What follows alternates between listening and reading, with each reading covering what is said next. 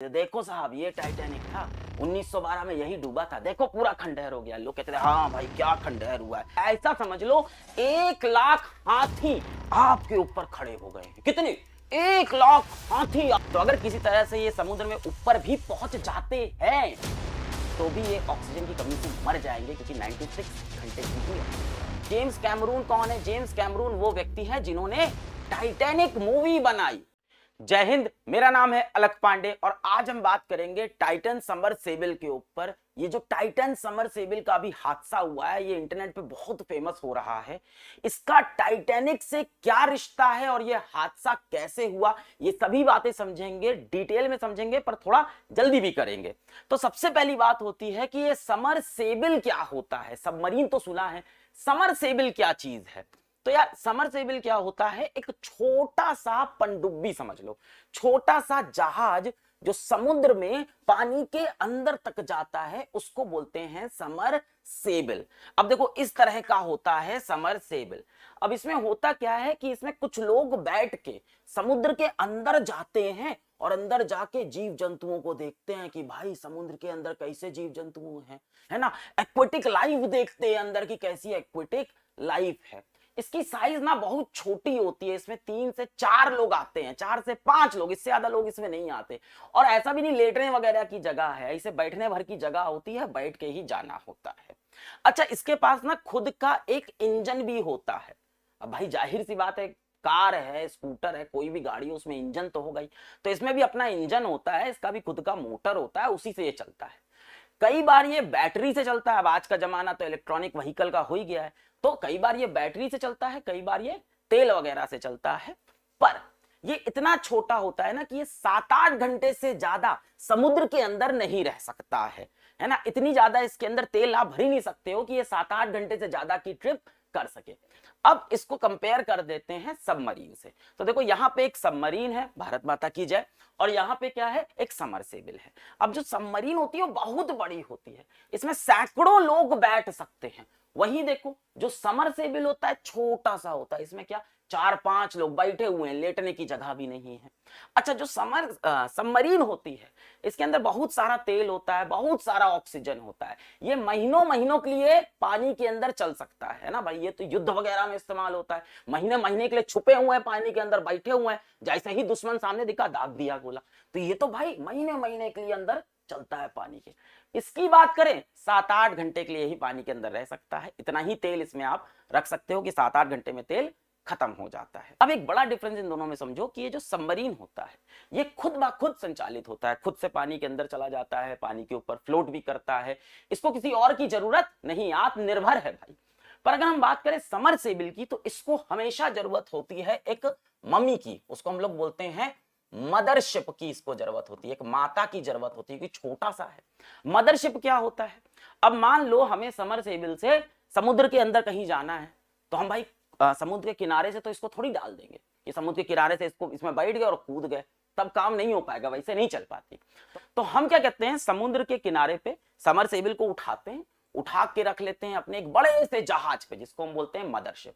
और फिर मदरशिप को लेके चलते हैं समुद्र में उस जगह जहां हमें नीचे समुद्र के तल तक जाना है, उस जगह तक चलते हैं। वहां पे मदरशिप अपने बच्चे को बोलती है जा बेटा तू समुद्र के अंदर घूम फिर के आ जा, पर 7-8 घंटे में एक बार लौट आइयो, क्योंकि या तो तेरी ऑक्सीजन खत्म हो जाएगी या तो तेरा तेल खत्म हो जाएगा, तो आते रहियो, मेरे से मिलते रहियो। तो ये जो मदरशिप होती है, ये सबमर्सिबल मान लो इस तरह समुद्र के अंदर जा रहा है, तो मदरशिप हमेशा इसके ऊपर होती है कि नीचे देखते रहे बेटा कहां है, दिख रहा है कि नहीं दिख रहा है। अब बात करते हैं ओशियन गेट कंपनी की। ओशियन गेट वो कंपनी है जिसका ये टाइटन सबमर्सिबल था जिसका हादसा हुआ है, ठीक है। तो ओशियन गेट अमेरिका की एक प्राइवेट कंपनी है, 2009 में इसकी स्थापना हुई थी। और ये क्या करती है, इस तरह के छोटे छोटे सबमर्सिबल बनाती है। कितना बढ़िया, देखो यहाँ पे ग्लास लगा, इसी में से ऐसे मुंह लगा के देखना है, ऐसे छोटे छोटे सबमर्सिबल ये बनाती है।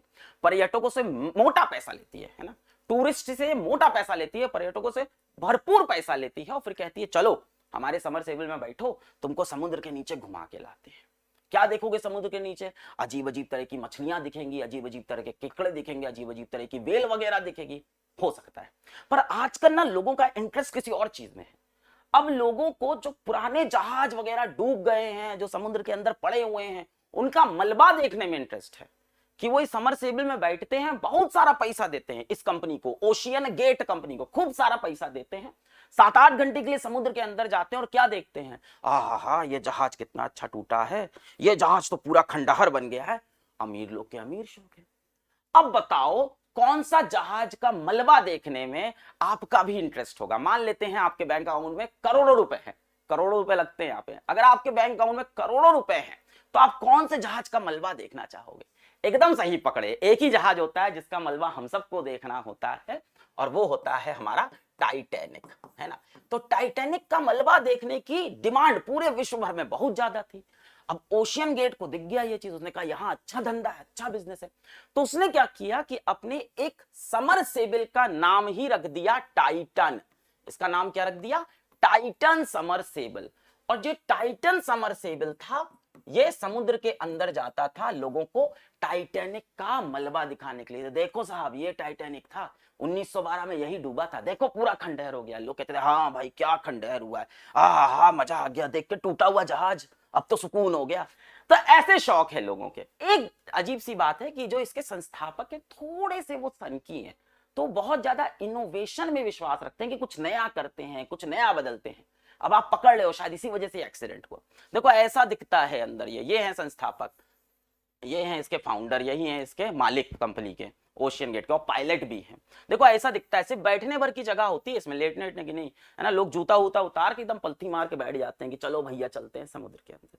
तो ये जो समरसेबल है टाइटन नाम का, ये समुद्र के अंदर जाता था लोगों को टाइटैनिक का मलबा दिखाने। 2019-20 से ये चीज स्टार्ट हुई है और 2023 तक ये चल रहा था। अच्छा, तो ये एक जगह है, इसको बोलते हैं न्यू फाउंड लैंड। क्या बोलते हैं? New found land. क्या बोलते हैं? न्यू फाउंड लैंड, है ना। ये कनाडा का ही एक आइलैंड है, यहाँ कनाडा है उसी का एक आइलैंड है। यहां से इनको निकलना था और यहां पे पहुंचना था। यहां पे है टाइटैनिक का मलबा, इस जगह पे। कहां पे? North Atlantic ocean. कहां पे? नॉर्थ अटलांटिक ओशियन में है टाइटैनिक का मलबा। तो 16 जून को ये 5 व्यक्ति मदरशिप के ऊपर अपना टाइटन समरसेबल लाद के यहां से न्यू फाउंडलैंड से निकल पड़े और 18 जून को इन लोग पहुंच गए कहां? जहां नीचे जाना था टाइटैनिक का मलबा देखने। पता है कितना नीचे जाना था? लगभग 12,500 से 13,000 फीट नीचे। बहुत गहरा है, लगभग 13,000 फीट नीचे जाके देखना था। बहुत प्रेशर होता है वहां पानी का, तो खतरा तो होता है, खतरा भयानक होता है। अब आते हैं घटना वाले दिन पे। तो 18 जून को जो प्लान है, प्लान सुनो। 18 जून को ये पहुंच गए हैं उस जगह पे जहां नीचे टाइटैनिक का मलबा पड़ा है, जिसके लिए सारा प्लान बना है, जिसके लिए 2-2 करोड़ रुपए दिया है। 18 जून को ये यहां पहुंच गए। सुबह 9:30 बजे प्लान था इनका मदरशिप से अपनी टाइटन समरसेबल को नीचे फेंकने का, सुबह 9:30 बजे का। अच्छा, अब यहां से इनको नीचे जाने में 2 घंटा लगेगा। कितना टाइम लगेगा? 2 घंटा। और नीचे ये 3 घंटा व्यतीत करेंगे, आराम से देखेंगे टाइटैनिक का मलबा। ओहो भाई क्या टूट गया, ये देखो रोज का जूता पड़ा है, कितना सुंदर जूता है, जैक भैया की शर्ट है, ये सब करेंगे ये। तो 3 घंटा लगभग ये यहाँ पे अपना स्पेंड करेंगे। फिर 2 घंटा इनको लगेगा वापस आने में, 2 या 2 से 2.5 घंटा लग जाएगा ऊपर जाने में, ठीक। तो 2 से 2.5 घंटा इनको ऊपर आने में लगा, 2 घंटा नीचे जाने, ऐसा कुछ समय लगा। आप मोटा मोटा पकड़ो, इनको 7 से 8 घंटे की ट्रिप थी इनकी। मोटा मोटा 7 से 8 घंटे इनको समुद्र के नीचे रहना था। अच्छा, पर एक बात ध्यान देना कि सेफ्टी का थोड़ा बहुत ध्यान भी दिया जाता है। तो टाइटैनिक के अंदर, तो टाइटन के अंदर, टाइटन समरसेबल के अंदर 96 आर की ऑक्सीजन सप्लाई थी। कितनी? 96 आर की ऑक्सीजन सप्लाई। कितने लोग के लिए? 5 लोगों के लिए, है ना। 5 लोगों के लिए 96 आर की ऑक्सीजन सप्लाई थी। क्यों भाई? क्योंकि हो सकता है कोई हादसा हो जाए, खो जाए, समय ज्यादा लग जाए, नीचे कहीं फंस जाए, तो फिर राहत वालों को बुला लेंगे, 1-2 दिन में राहत वाले आ जाएंगे, तब तक ऑक्सीजन तो रहनी चाहिए भाई। अच्छा, और बात सुनो, इनके पास कोई खास नेविगेशन टेक्नोलॉजी वगैरह नहीं होती बहुत ज्यादा। इनके पास सिर्फ इतनी टेक्नोलॉजी है कि ये अपने मदरशिप को हर 15 मिनट पे पिंग का एक सिग्नल भेज सके। क्या? पिंग का एक सिग्नल। पिंग के सिग्नल का मतलब है बेटा अभी सुरक्षित है। हर 15 मिनट पे इनको पिंग भेजना है। अगर 15 मिनट बाद पिंग का सिग्नल नहीं आया, मतलब खतरा हो गया है, तुरंत ये बुलाएंगे राहत को कि भाई आ जाओ। अच्छा, तो ये क्या भेजते हैं, हर 15 मिनट पे पिंग भेजते हैं अपना एक, ठीक है। अच्छा, अब इनके पास नेविगेशन वगैरह नहीं है, तो ये कैसे नीचे चले? तो ये जो मदरशिप है ये इनको टेक्स्ट मैसेज भेजती है। क्या भेजती है? टेक्स्ट मैसेज भेजती है कि बेटा तू उतर तो गया समुद्र में, अब 4 किलोमीटर से दाएं हो लियो। जी मम्मी ठीक है बेटा, 5 किलोमीटर में बाएं। जी मम्मी ठीक है। अरे मम्मी कितना फोन करोगी, सही चल रहे हैं। तो ये लगातार इनको टेक्स्ट मैसेज करती रहती है, कैसे चलना है, कैसे चलना है, कैसे चलना है, ठीक है। तो ये पूरा प्लान था। एक और खास बात बता देता हूं कि जो टाइटन समरसेबल है ये सिर्फ बाहर से खुल सकती है, ये अंदर से नहीं खुल सकती है। इसको ऐसा बंद किया गया है कि सिर्फ बाहर से खुलेगी। तो अगर किसी तरह से ये समुद्र में ऊपर भी पहुंच जाते हैं तो भी ये ऑक्सीजन की कमी से मर जाएंगे, क्योंकि 96 घंटे की ही ऑक्सीजन है और ये अंदर से इसको खोल नहीं पाएंगे, ठीक है। अब कहानी स्टार्ट होती है सुबह 9:30 बजे से, और देखो ये पूरा कैलकुलेशन कर लो तो लगभग 4:30 बजे शाम के इनको वापस आ जाना था। 9:30 बजे निकलना था, 4:30 बजे वापस आ जाना था। ये निकले 9:30 बजे निकले, इनको ऐसे नीचे फेंका गया, जाओ भैया घूम के आओ, सब बड़े मस्ती में चले गए। 9:45 पे मैसेज आया पिंग, 10 बजे मैसेज आया पिंग, सब सही है बेटा सुरक्षित है। 10:15 पे आया पिंग, 10:30 पे आया पिंग, 11:15 पे आखिरी बार पिंग आया, उसके बाद पिंग आना बंद हो गया, यानी 11:30 वाला पिंग रिसीव नहीं हुआ। अब ये मदरशिप को टेंशन शुरू हो गई कि बेटा तो खो गया नीचे, है ना, टाइटन समरसेबल तो नीचे खो गया, पिंग का मैसेज नहीं आ रहा है।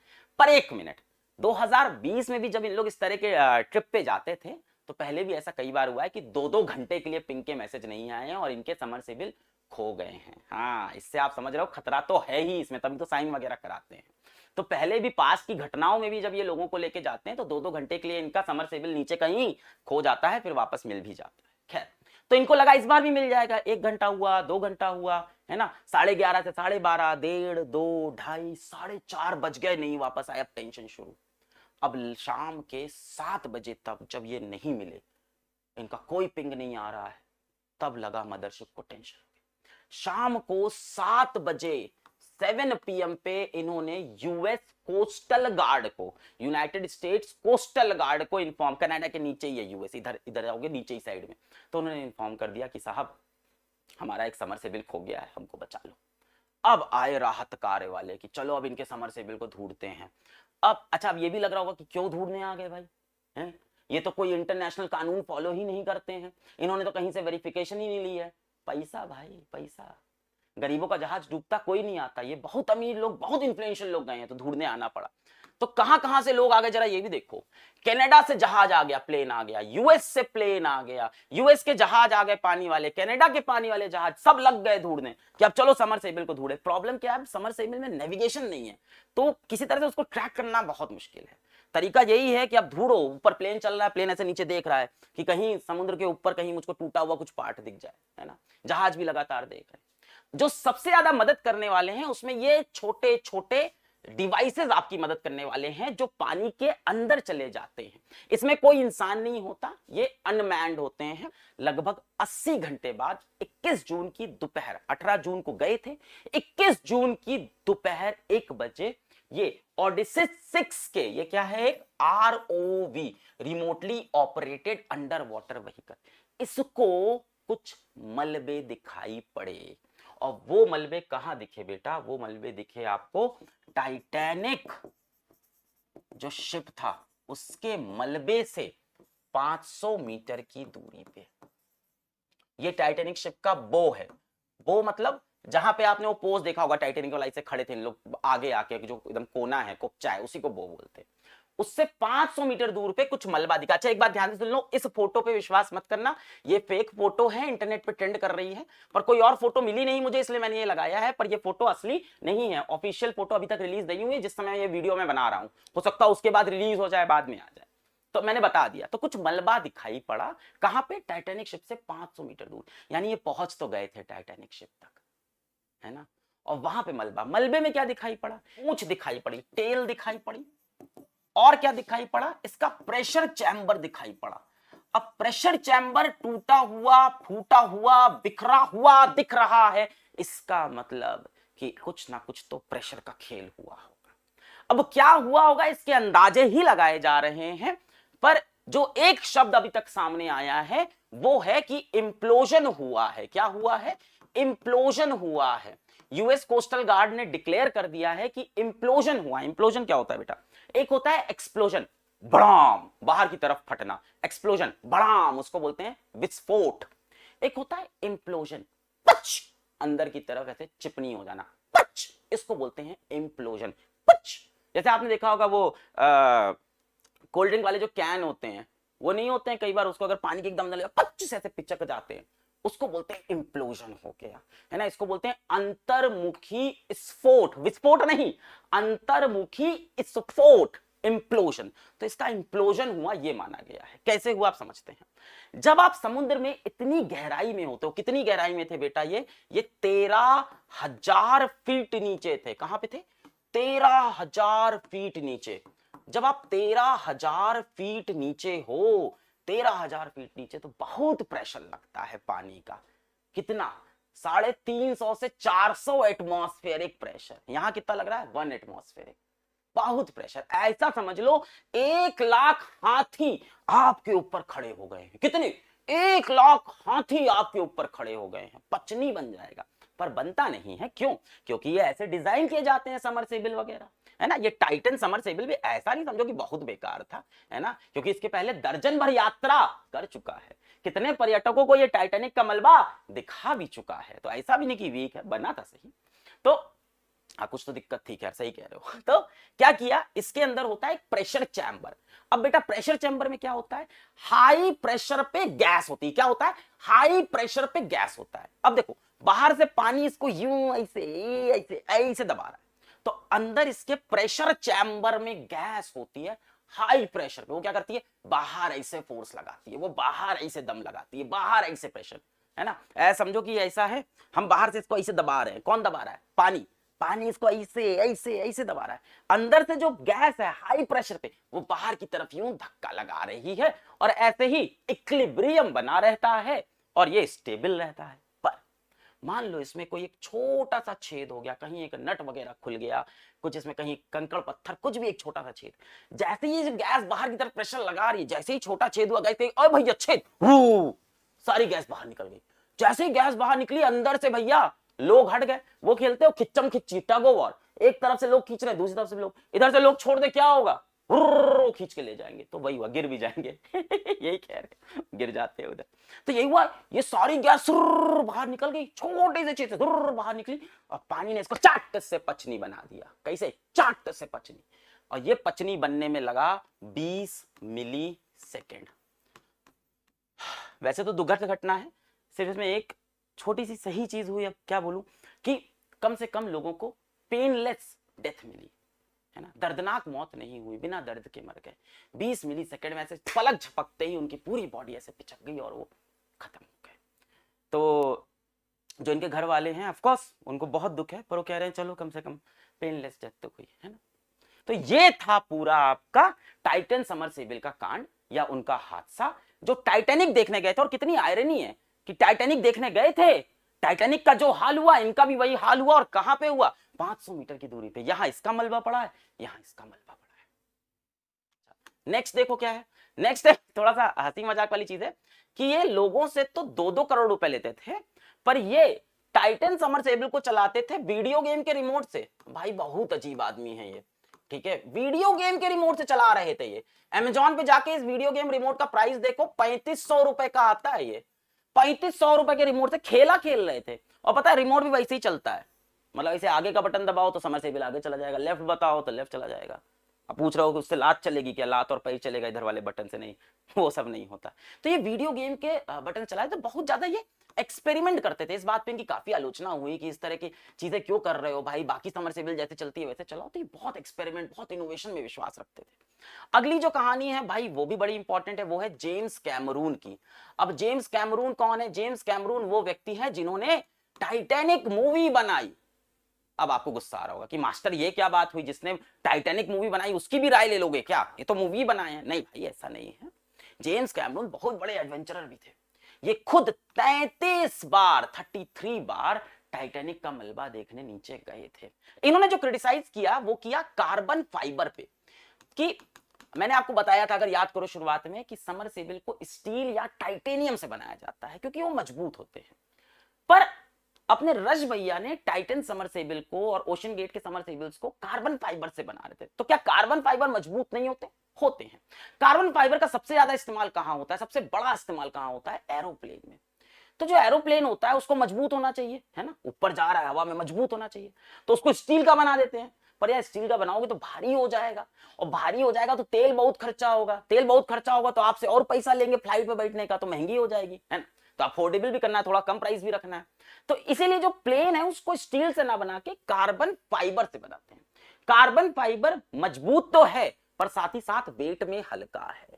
तो स्टील की जगह कार्बन फाइबर को एरोप्लेन में यूज करते हैं, क्योंकि इसमें मजबूती तो है, स्ट्रेंथ तो है, पर वेट में हल्का भी है। अब यही चीज रश भैया ने लगा दी किसमें? समरसेबल में। उन्होंने कहा यहां से भी स्टील हटाते हैं, हल्की चीज लगाते हैं, तेल भी बचेगा, ज्यादा लंबा ट्रेवल करेंगे, मजा आएगा, और साथ ही साथ ये मजबूत तो है, ये मजबूती भी रखेगा। पर एक चीज जो शायद उन्होंने सोची या नहीं सोची, एक जो गलत चीज थी वो ये थी कि भाई एरोप्लेन ऊपर जाता है, ऊपर प्रेशर बहुत कम होता है, ऊपर तो प्रेशर बहुत कम होता है, हवा का दबाव बहुत कम होता है। पर जब आप पानी के नीचे जाते हो तो प्रेशर बहुत ज्यादा होता है।